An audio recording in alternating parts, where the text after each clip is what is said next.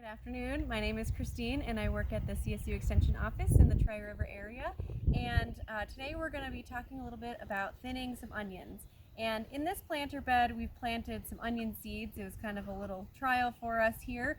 And we're kind of fighting weeds, but that's a completely different story.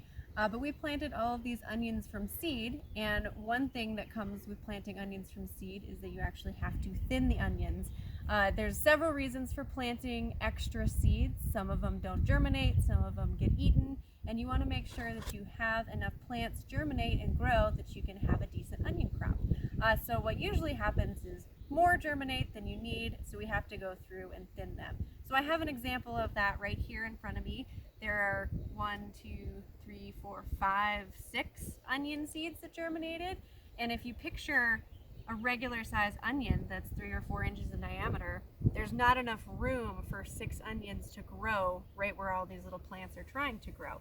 So what we're going to do is we're going to thin it down to 1 onion plant for every 3, 4, 5 inches. And I like to take a little tool to kind of help me get in and get the little bulb out. And when I'm selecting the plant to save, I kind of look where it is in relation to our next onion plants, and also I try and pick the biggest, strongest, most vigorous plant to leave. So to me that looks like this plant right here.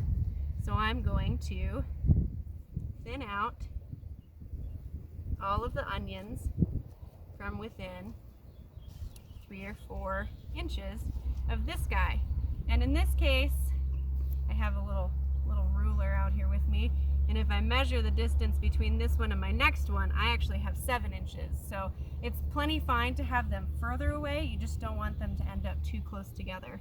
And depending on what size your onions are, when you thin them, these are pretty decent size, you can treat them like green onions and chop them up and use them however you use green onions for. So that's also important within a row, and then between rows you want them decently spaced as well. So when you have several onions, ultimately you picture just one big onion sitting over top each onion plant, and that's how you're going to want to space them. So if you have any questions, you can go ahead and visit our CSU Extension website and check out all the resources that we have on there. Thank you.